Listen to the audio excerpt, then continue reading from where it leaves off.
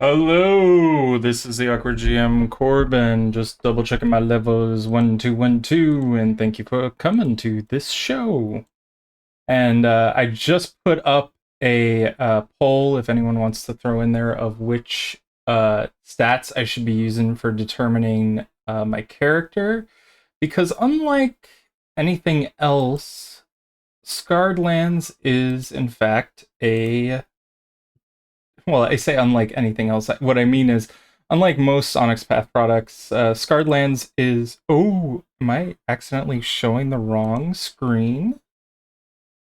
I might be showing the wrong screen. So if I go to. What is this?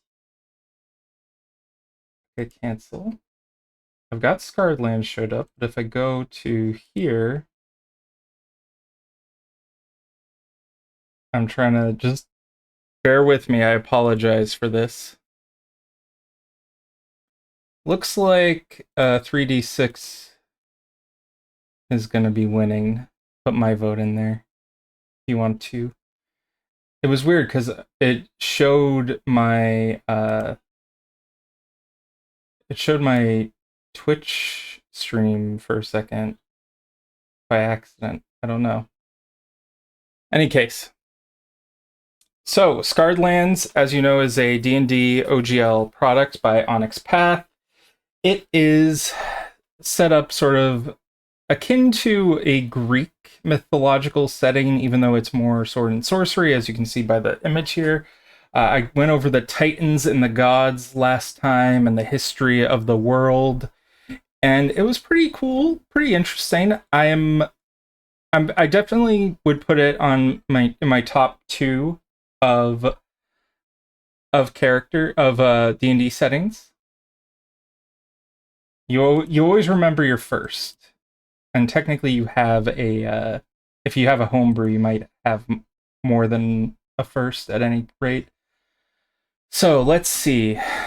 Let's get the character sheet up here. I may have to download it a little bit more. But I haven't actually played D&D a lot. I sort of gave up on it a while ago. I just wasn't for me at that point. But it's always fun to go back to it once you've let it linger a little bit in the background, I guess. The character name Corbin, or sorry, player name Corbin. Character name is not that.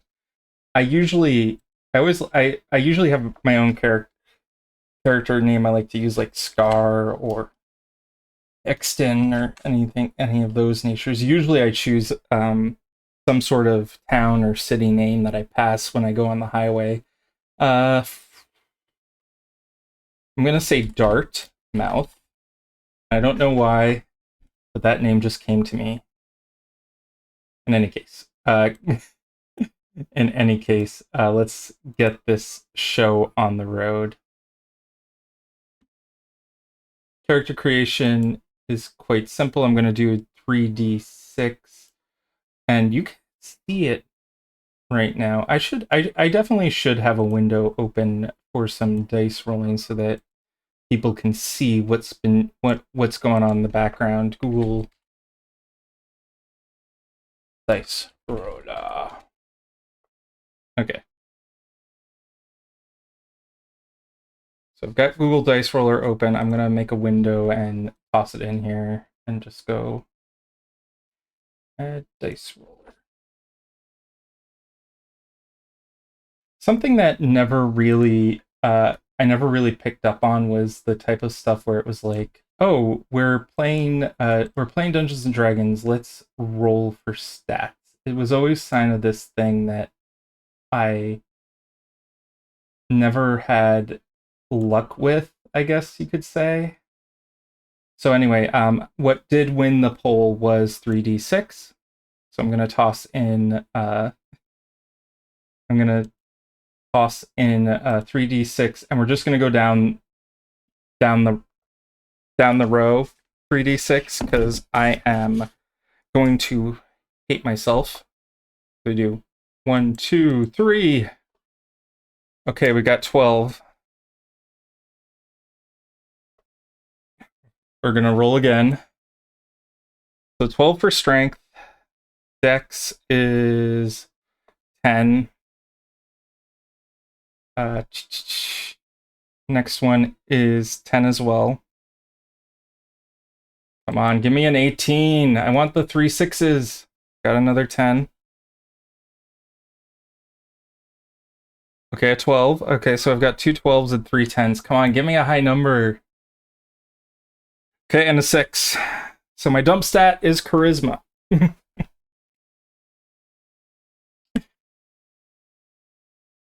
If you buy me a hydrate right now, I will re-roll one of those stats. But for the moment, let's remove that for the moment. Go back to the character sheet. And so my stats right now, as it were, are 12, 10, 10, 10, 12, and 6. I am a very bad talker person. That's what I get for being an awkward GM. You should have come here earlier, Kitanis 1. We did a poll on how I should have rolled my my dice.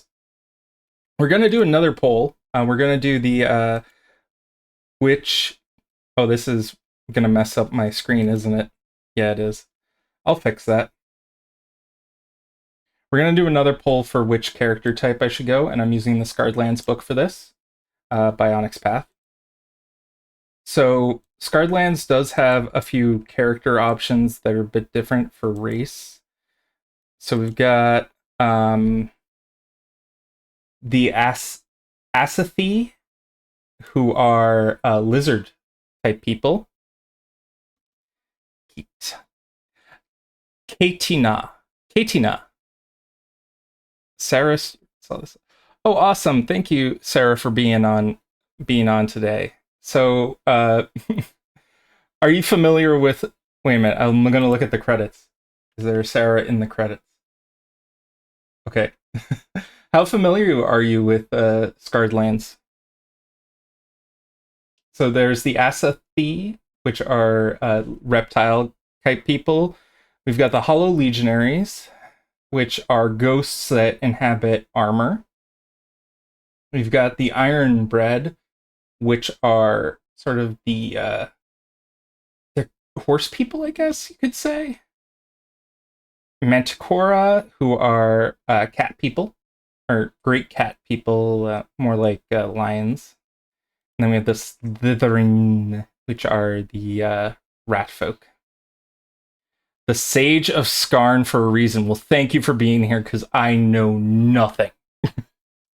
I am literally this is a beginner guide for a reason. It's a beginner guide because this is my first time having any interaction with this game at all. Just so that people can get a first look at it, and hopefully I'm doing an okay job of representing this game. So the next question is, which character race should I be? And we've got the Asathi. We've got the Hollow Legionnaires, Iron Bread horses, Manticora, and then we have the Slytherin. Manticora are the lions. If you want, you can even spend some chips on to pick your furry. Yes. Definitely pick your furry at this point. I'm not much of a I'm not much one for the like animal type characters, but so I guess if I vote, I can swing the vote by just voting Hollow Legionaries.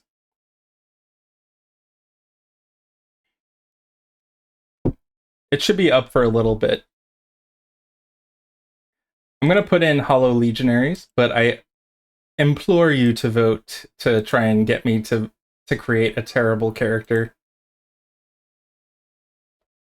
Again, my character sheet is looking like this right now. So I've got a 12 in strength, a 12 in wisdom, and a 6 in charisma. I am not optimized at all.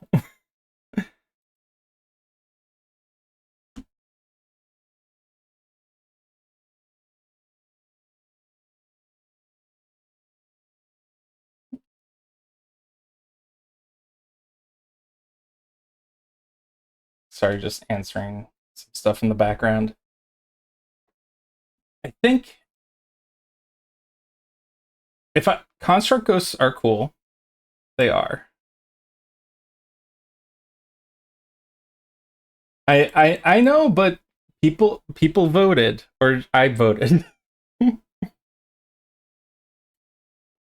Normally, I've had bad luck with rolling for stats for eons.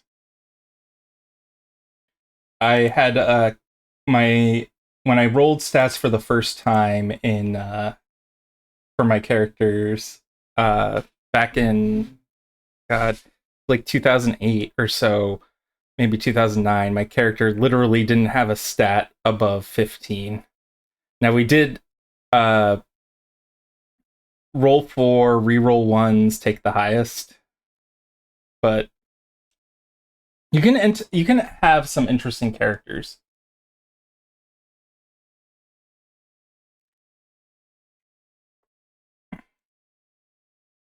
Okay. It looks like I may have said it too long. My total pluses should be at least 3. This character is technically dead at birth. Okay, I'll re-roll one stat. I'll re-roll one stat. I'll bring up the open the dice roller and I'll cheat because that's what the people want. Re-roll. Has to be above a 12. Come on. I'm not gonna get it with 3 dice. Oh, I got 13. I guess I could increase my charisma to 13. At that point, I think my character is alive. By your own logic, I am alive.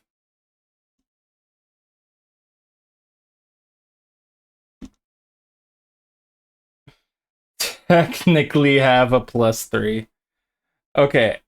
Next time I do a poll, I'm gonna shorten a lot. But let's see. There are classes that get talked about here. Okay, so we do have the main character type classes like barbarian. Oh, and then they added prestige classes for 5e. That's awesome. So let's see. I'm only gonna do. Technically, I should do a level 3 character because 5e is the level 3 thing, but it's easier to do a level 1 character. I'll start with level 1. If we have time, I'll raise them up to level 3. So if I remember correctly, Barbarian's Constitution, Bard is Charisma. I forget if Warlock. I think Warlock is a Charisma caster.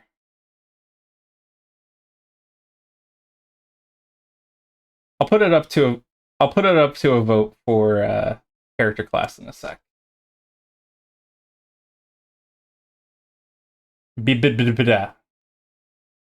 Poll for. Oh, I can't do a poll while another poll is active. Okay. So I think Bard, maybe Cleric, Sorcerer, Warlock, Wizard.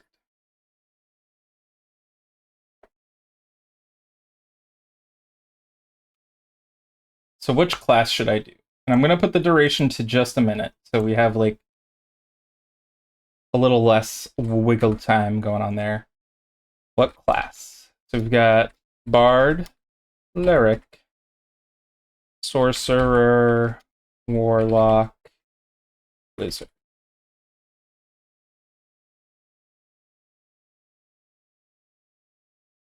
Okay, we've got the what class. So, what are you thinking?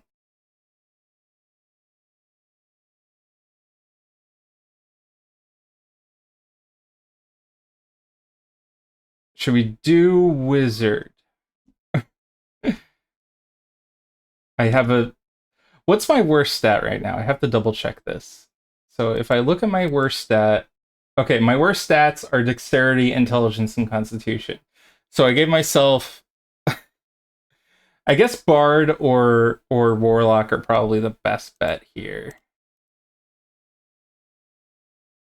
I have to go level 3 because that's when the new pack starts. Okay, that makes sense. Which one should I do? Wizard, warlock, or sorcerer?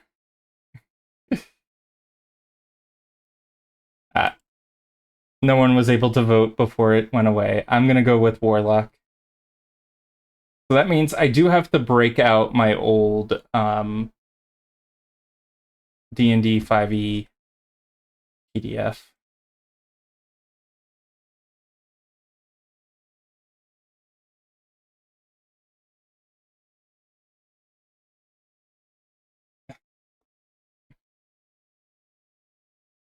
Immediately,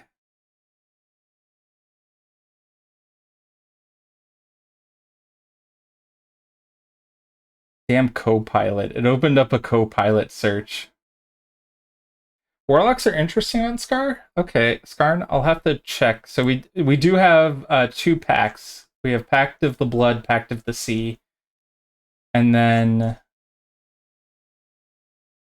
think there are other worldly patrons. Let's see here. Warlocks having Archfey as a patron might be gaining powers from a number of ancient beings, whether native to Skarn or extraplanal, more often malevolent than benign. Okay. So it has fiends, great old ones, other things. Okay. So let's look at the Warlock itself. Warlock patrons can be rather capricious fae monarchs, like the Jack of Tears or even the powerful undead rulers such as the Ghoul King of Haros, but also all manner of powerful outsiders and even strange beings. Some witches and wizards never know who their patron are truly, while others fully know well fully full know full well whom or what they serve, because warlocks can get their power from such inscrutable, if not downright outright evil sources. They are usually regarded with deep suspicion.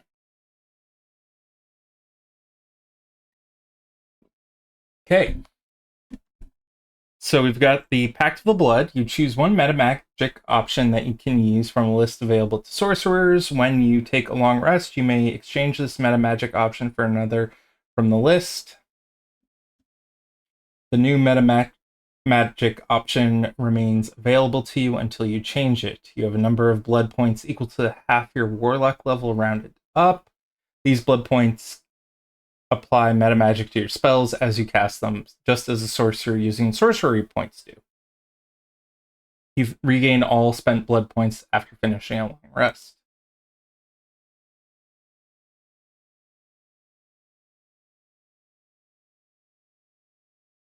That's in Yugman's guide. I don't know who Yugman is.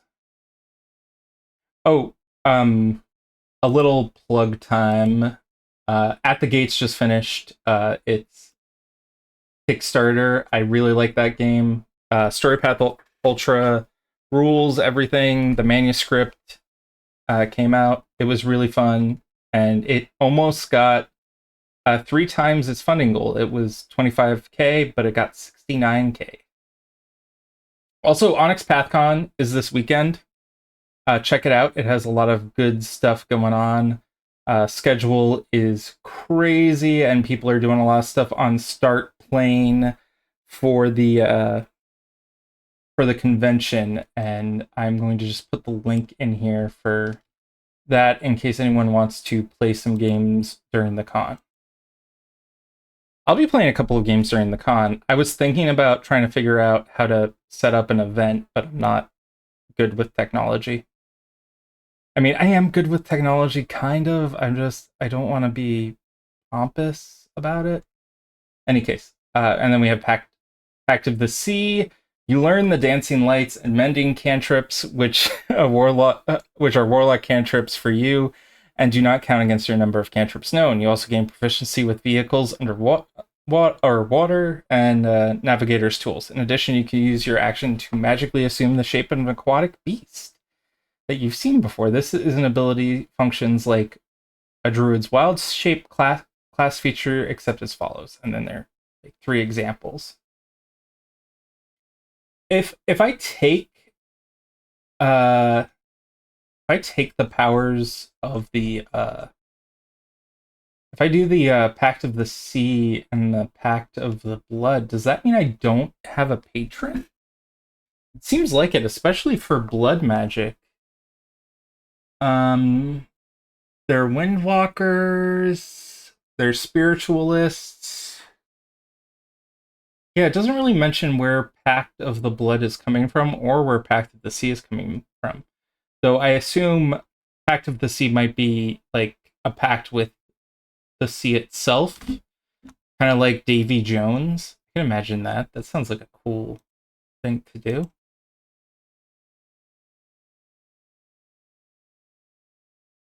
Yay, Pirate Warlock.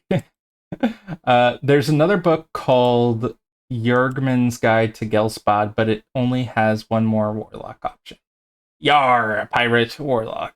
You could still have a patron with Pack of the Sea, like Queen Rand, for example. Okay, the only patrons that get talked about here are the Genie Monarch.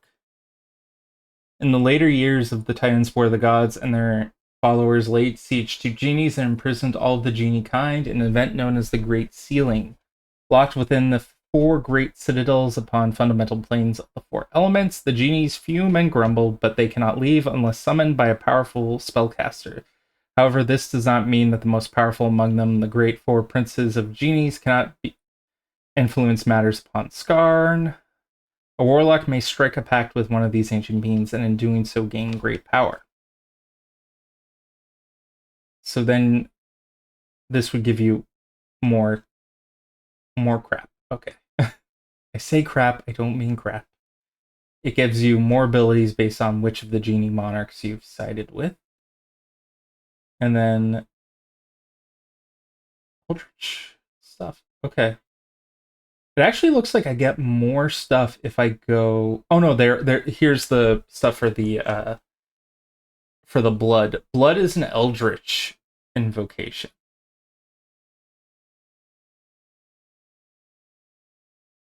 Okay. So we did determine I'm doing the sea guy. I think I'm definitely doing the sea guy.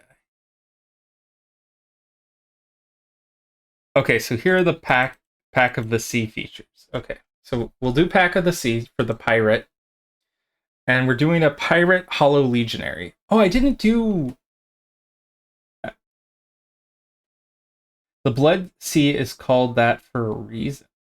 Oh, this is interesting. Okay, so I am a hollowed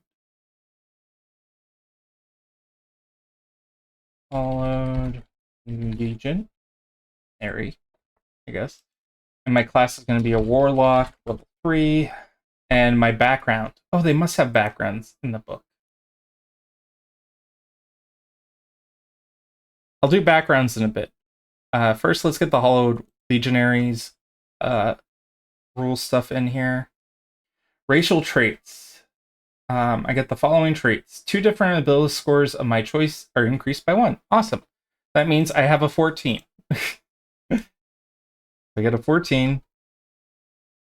And then I'll give myself a 13 in strength so that I'm not a useless pile of crap. Uh, I think as a legionary, I also get a free armor bound. Do do do. Oh, I have to have proficiency with armor.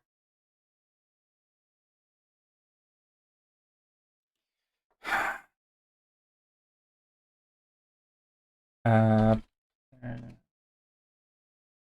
okay, let's see. So get the mage to get the thing. The do. You always have proficiency in it, even as a spellcaster. Okay. Still wears sleeve armor.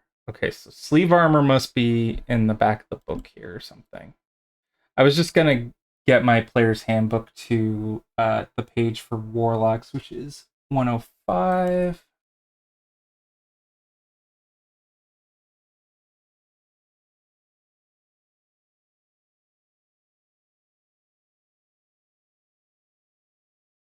Okay, so warlocks, they get a proficiency in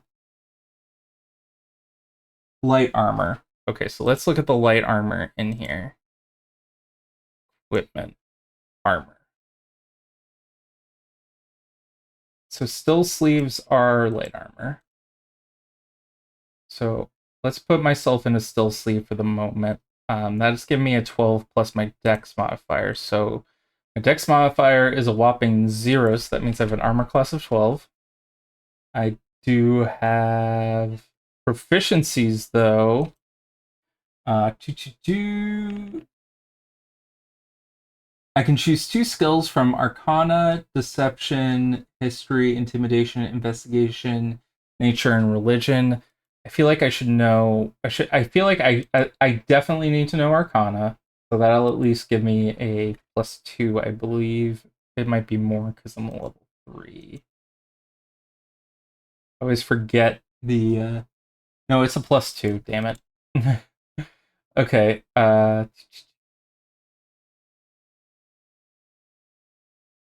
So I have 2 in Arcana, and I'll take a 2 in History. I'm a smart legionary.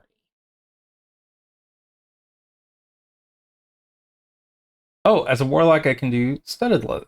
Awesome. So studded leather. Okay, studded leather is the same, but it doesn't have a disadvantage on stealth rolls. So do that. Man, you're getting a lot of money, a lot of bang for your buck with that 20 gold. You're 13 pounds. Excellent. Okay. Um, I did see that as I am a warlock, I have to roll for my.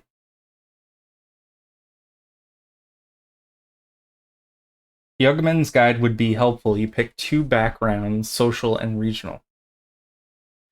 Yeah, I'm waiting to do the backgrounds because um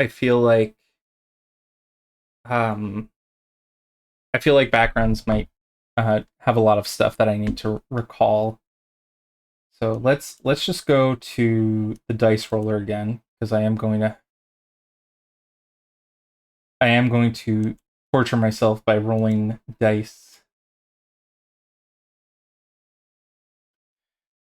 for what's a warlock's die? Is it a D6 or D8? I always forget. A D8. Awesome. So I get a D8 plus my Constitution modifier, so I get an 8. And then thank you, Google, for that. An 8 plus 2, so that's a 10. And a 3. So 7, 8. I have a 15. I have 15 health at level 3.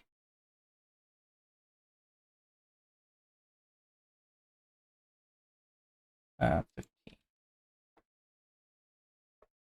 This is the toughest warlock in the world. You will bow before his 15 health points.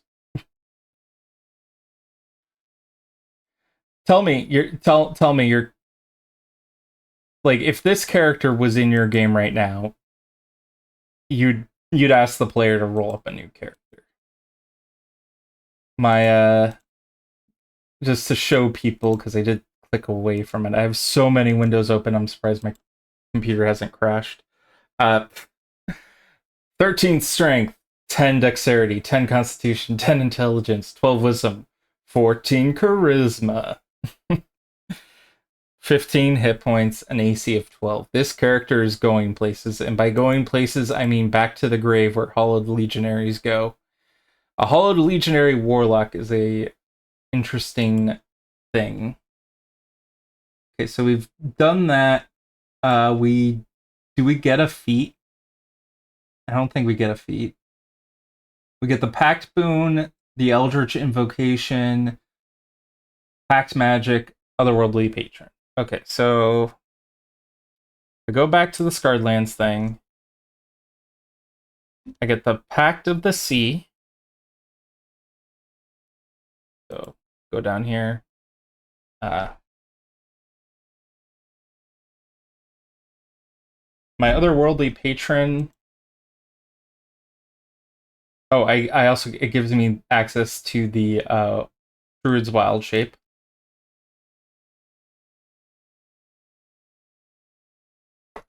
But only for Octopus, Quipper, and Reef Shark.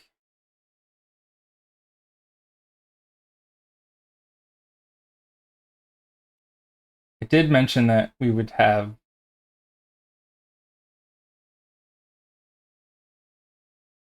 It did mention that we'd have a Monarch.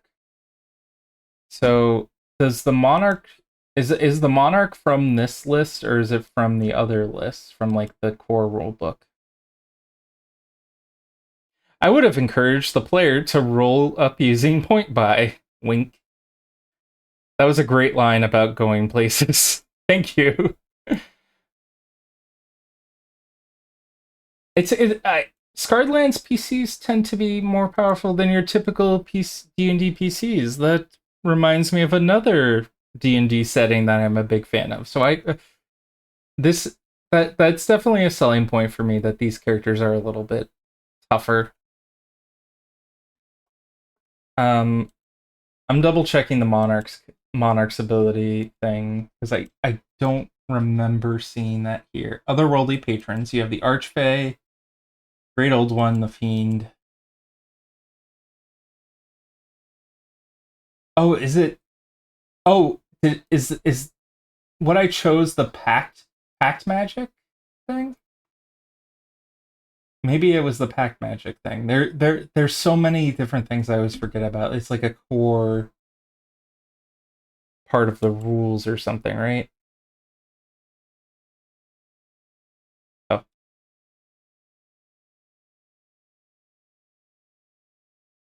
any case.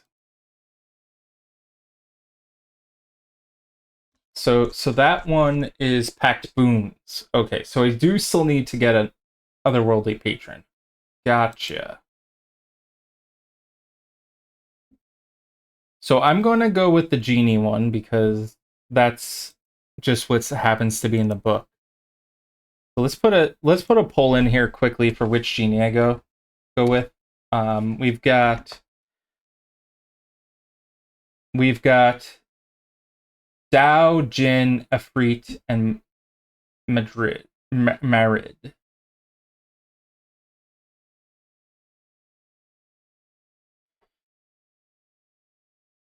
Is it Doa? It might be Doa. Yeah, Doa. Shaka Khan.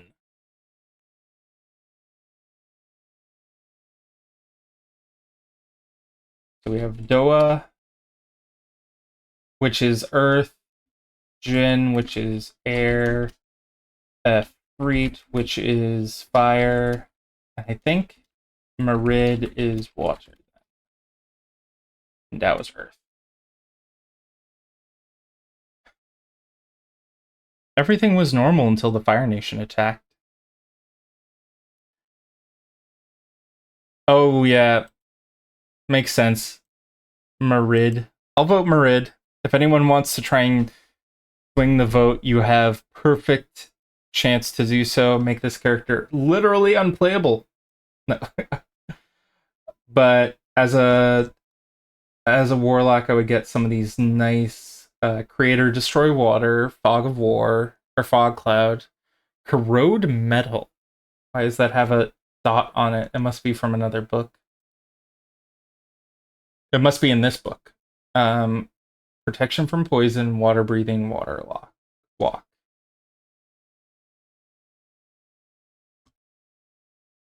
Yeah, we got Marid. Awesome. The Scarland monsters typically tend to be more powerful and heroic and horrific than typical D&D monsters. Awesome. How long have you been playing this book? Because I've I'm such a noob. I got I'm always looking back to the player's handbook here because I'm such. Okay, so I start off with 4 known spells and 2 spell slots.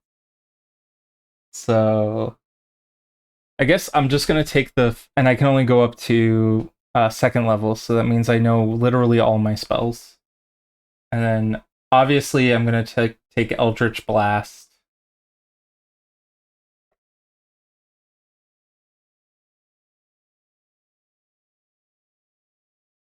Because that's the warlock like power of choice. And I'll do Pact of the Tome so I get an extra cantrip, I think is what I get. Oh, I gain three cantrips from any class. It's not going to be interesting for those. They're not part of Scarred Lands. I want to show off what's part of Scarred Lands. I'm going to take Corrode Metal. I'm going to show off Corrode Metal.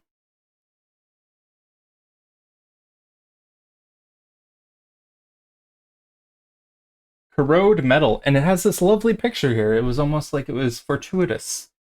Followers of the Titan Thulkus, who claim dominion over all metal worked by the hand of mortal, created this spell.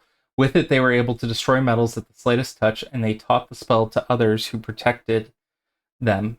Since the destruction of Thulkus, this spell has been shared, duplicated, and recreated by a wide variety of mages.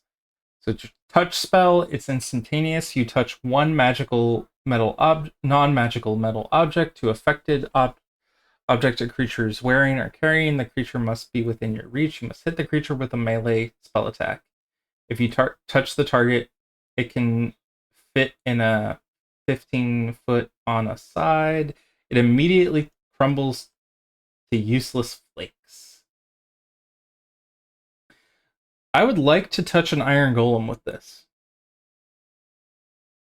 And it'd probably do a huge chunk of damage to it. I don't even know if iron golems are part of the game, but I'm going to put corrode metal here. And I'm going to spell corrode wrong because I am not good at the spelling, as you say.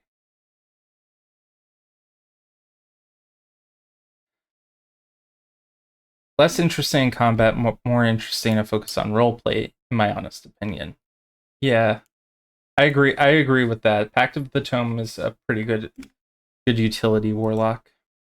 Utilitarian warlock. Okay, so we've got that. Got 15 hit points. I've got my 1 spell for the moment because I'm only covering the spells that are in this book. We're gonna go back up to warlock.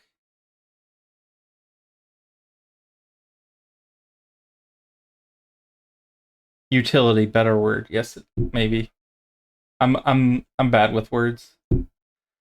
Let's see. Okay, so we have the Eldritch Invocation features. I do believe I get 2 of them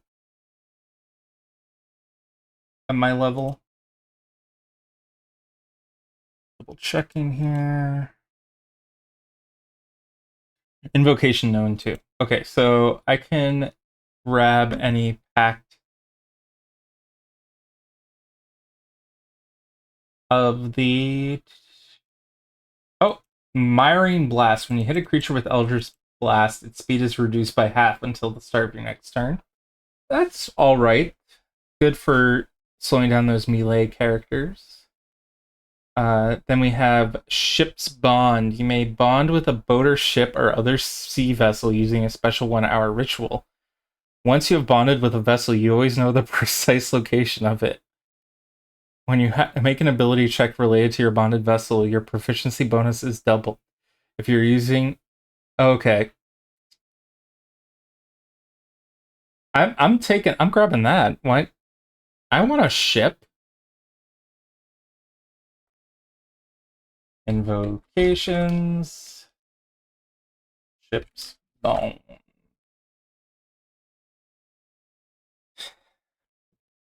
And if I were playing normally, like my min maxy self, which terrible, I know I would probably take the.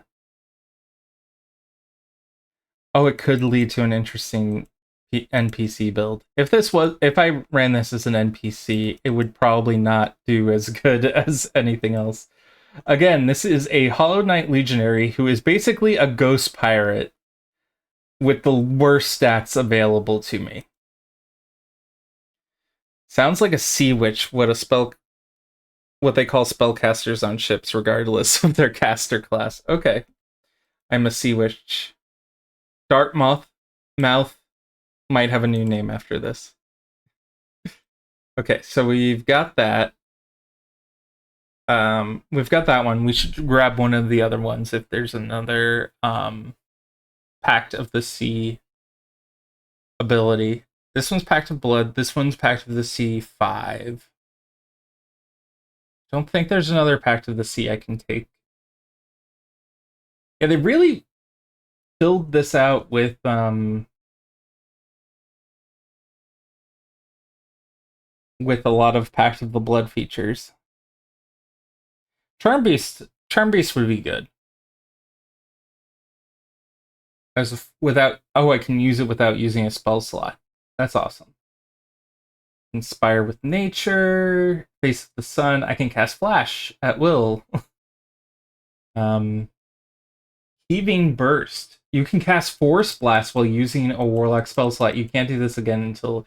Okay, this Force Blast sounds like I am firing a cannon. Okay, so Flash was just a blinding flash of light. A 10-foot radius sphere of silent, invisible force bursts forth from you. Each creature in the area must make a strength saving throw. If a creature fails, it takes 2d6 force damage and is pushed away from you to an unoccupied space as close to the edge of the sphere as possible.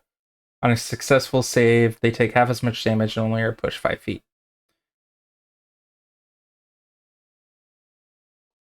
Okay.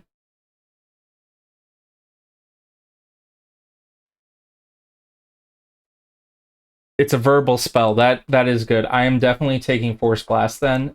And the one thing I love about characters, especially when it comes to spellcasters or psionic characters, which are one of my favorites, is force movement. But this is Force Blast Invocation for the Warlock class. Now, I think that's most of it for the for that part of it. Let's see if I do get at first level I get a minor illusion and I can disguise myself. I use disguise self without expending a spell slot, but I have to finish a short rest first. God, we need psionic rules for 5e in general. Now I'm not a big D&D person right now because a lot of what I liked doesn't exist anymore as far as like the core rules go, but like if psionics were a core class, I would be happy. I just need psionics. I don't need anything else. The only reason I feel like psionics gets a bad rap is because it usually has feature creep in it, where they've done all the first classes like Ranger, Rogue, Fighter, and all those. But when psionics comes, they're like they've learned from their mistakes and are like, okay, now we're gonna make this new class with all of what we learned, and now they're like, oh, we just made a super powerful class because no one else has those fixes in them. Okay, so we have the backgrounds here. So we've got the adopted background. Um, we've got the brigand, which makes sense for my character. We have the conscript, who's a soldier. A brigand is like a navy person. Psionics on Scarred Lands are so cool. What are psionics in Scarred Lands like? I've never played Scarred Lands, so I feel like there was a previous edition at some point. So we have ex-slave, drifter, gentry, militia, outlaw, street rat, zealot. That is a cool monk character. And then we got their regional backgrounds. I'm just gonna go straight for the brigand. Choose one: acrobatics, intimidation, or nature. Okay, I'll choose nature. I'll choose nature. Oh no, intimidation. My character has a high charisma, and I haven't really gotten any use out of that. I say high. Not really. There were 45 books written for Scarred Lands for 3.5 D&D. Man, that is insanely. I am someone who came into D&D back in 4th edition, and I enjoyed what was put out for 4th edition, but for D&D 5e, they have not put out as much as these other things. It's crazy. So technically I have a +2, so it'd be a 4. I don't Okay. What else do we got here? So I'm a brigand, which means I get tool proficiencies, carpenter's tool, navigator's tool, vehicle, water. I get. I'm gonna take the vehicle water proficiency, but I feel like I get that already, and I get some interesting items. But I do get the feature of Pirate Haven. Every good pirate has a base of operations, a safe haven to hide away in their if their infamy outgrows their capabilities. You were never a particularly infamous pirate, but you did have a fair share of mishaps. On one such occasion in your escape, you stumbled across your haven. It isn't much. In fact, it's a little more than a weather-beaten shack on a remote sandbar. But you know it like the back of your hand and seem to be the only person who knows of its existence. Um, you can hide away for a while. You have your own little safe house waiting for you and a few trustworthy friends. That's a perfectly fine one. There are a ton of Scarland titles in Slarian. Slarian. Solar. Solar. Sol- Most of not official, but there's a ton of great content. They're now mostly 5e titles. That's awesome. I think Drive Through RPG has done a lot of good stuff for me personally. Like I've put up stuff on Onyx Path, Storyteller's Vault. I've even or not Storyteller's Vault, Storypath Nexus, and then White Wolf's Storyteller's Vault for Chronicles of Darkness stuff. Slaracian. Slaracian. That makes more sense. I'm an awkward person. I do not speak the language. I do believe I get 1 feat, maybe. Probably don't. Isn't it like 4th level you get your feat? Yeah, your ability score improvements at 4th level. I remember that. Let's toss in an ability. Let's toss in a feat. Let's say I'm 4th level. What are some of these cool things I can get? I'm not an Asathi. I don't have a bite attack. I don't ride things. I'm not a Kabbalist. I'm not a campaigner. Oh, anti-requisite? So if I am a Hollow Legionary, I can't be a campaigner. That is something I've never seen before. I usually a restriction, like you cannot be a thing. Ghost Speaker, Ferocious Glyph. I can't be a Glyph Adept because I don't have a. I could ride a dolphin. You could. I could ride a dolphin. I shall call my dolphin Flippy, and it will do a backward somersault through a hula hoop while whistling the Star Spank. Was this Yankee Doodle Dandy or something like that? Or is it the Star Spangled Banner? And it's so long and thanks for all the fish. Ah, Spire Legionary. The Gleaming Valley and its spires are fundamental to the life of a Hollow Legionary. The lost souls that comprise the Hollow Legion draw power from their affiliation from the various spires in order to gain strength as adventurers. You gain proficiency with medium armor, plus the following benefits, depending on your character's spire affiliation. So, Adamantine Spire would increase my Constitution score by 1, which would also increase my maximum hit points. Golden Spire would increase my Wisdom or Charisma score by 1, and I can't be blinded by bright light, and I learn the light cantrip. Iron would increase my Strength or Charisma.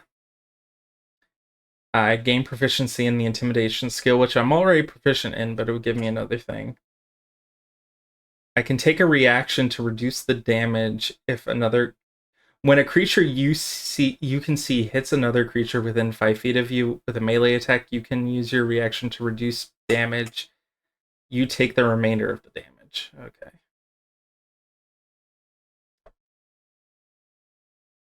Youngman's Guide. I skipped the riding feat. I could have taken the riding feat to ride a dolphin. Youngman's Guide to Gelspad also goes into much more detail on the different spire options for Hollow Legionaries. Iron Spire sounds pretty cool.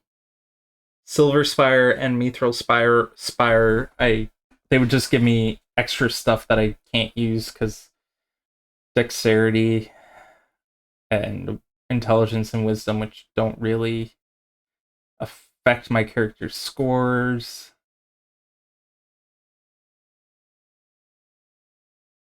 No, feel free to advertise more Scarred Lands books. That's kind of part of the reason why I do this. I really love a lot of the Onyx Path products, and I've covered them on my channel. I haven't covered Scarred Lands because I don't really cover D&D on my channel, but I have covered stuff like Trinity Continuum, Scion, the Chronicles of Darkness stuff. At the Gates, I have a lovely interview with Danielle, the lead developer of At the Gates, which if you like a more JRPG type fantasy game and less grim, dark, gritty, you can try that out. It's definitely got a different feel than this. This is definitely more Greek mythology to me, with the whole titans and gods fighting.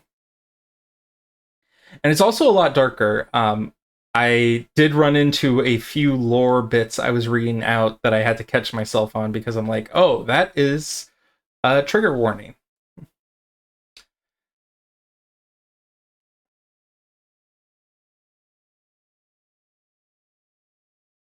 But so is it the D20 with Scarred Lands?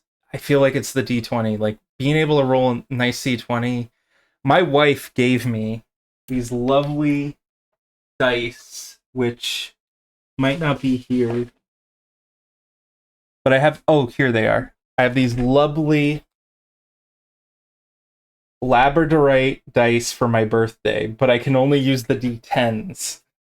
I can only use the D10s with them because I don't know. I don't know. It was just like I don't play D&D anymore. This is definitely selling me on playing Scarred Lands though, because it's kind of an in between point to my favorite D&D setting and the more medieval setting that people like. Yeah, it's labradorite. They're very shiny dice. Yeah, it does seem like Scarred Lands does seem like a very dark setting. Like the it's kind of post-apocalyptic but slightly built up. I After this, I'll go into the enemy types if there are some in here. If that's one thing Onyx Path does really well, it's horror. Like that's why I like the Chronicles of Darkness books a lot. So yeah, I decided I'm gonna just go Gold Spire. Is someone messaging me right now? I'm just double checking. I usually get pinged a lot. Okay, no, I'm good. Um, I don't have time to go into much more after this, so I think that's where we're gonna have to end it for the moment. Well, the background is Brigand. My alignment, I always go with my favorite alignment, which is unaligned. And my initiative is probably my dexterity, which is going to be 0. My speed is going to be my normal speed for being this. I'm currently going through all the Vault monster books. And there are some absolutely terrifying monsters. If you're into horror and setting, it's a good choice. Let's go to the back of this book and look at some of these monsters. Yeah. That's what I'm talking about. You get these reptilian guys, you get these chaos beast things, that chimeric looking wolf with dragon ability things. Oh, this thing. Look at that armor spines and these like scythe claws. Oozy blood man. A walking pile of blood, literally. And not doing that one. You want that, you have to buy the book. See, I like Dark Sun, which has a lot of like these desert type monsters, and seeing something like this is always like, oh, I can totally use that. In any case, that has been making a character in Scarred Lands. I've created probably the weakest character I have ever made. And I blame myself for rolling the dice instead of doing point buy. But I always find rolling the dice usually it gives you interesting results, but it did not give me as interesting results as I had hoped for. Anyway, thank you so much for watching. You can find me at the Awkward GM Corbin on YouTube. And I usually cover Onyx Path stuff. I tend to cover Onyx Path stuff. I also do like to cover books that are not always the case. I actually just did a video on what happened to White Wolf. You want to check that out. Nothing too salacious in there. It's just an overview of where White Wolf is now and some of the companies that spawned from it that are their own entities now. Okay. I think that's it. Did I need to plug anything else? Onyx PathCon is this weekend. Please check it out. There is going to be the Curseborn announcement, which is, well, not announcement. It's already kind of announced, but it's like the kickoff thing. You can also go to Start Playing, which I put a link below to the game night. Oh, for the game night for Onyx Path. That's the wrong one. I need to put the one for the con. Joy. People are running a bunch of games this weekend. You can check them out. Some of them, probably most of them, have like a cost to them. But basically, it's an online convention, so you're going to be going to a convention without having to pay for room, board, or anything. So hey, $20 for a game or whatever, not too not too bad. A lot of people are running them. I think I've definitely heard of a few friends of mine who are running them. So check it out. And what else? There's an anniversary sale going on at Drive-Thru and Indie Press Revolution. So I might be getting some I believe there is a Scarred Lands GM screen if you don't already have one on there, and then there is also the anniversary sale on Drive-Thru RPG. So check those out. A bunch of stuff on StoryPath Nexus, and probably even on the other, like the vault for Scarred Lands probably has some sales going on as well. Don't hold me to that one. It's not in my notes here. Oh, and Branch Riders has just is going into crowdfunding. So check that out. Okay. Thank you so much for watching. Now I'm gonna leave and I'll walk away this way. I mean, I can't really walk away. I'm sitting here and I need to click the button. But you thought I was gonna walk away. I hope. Probably not. Have a good night. Bye.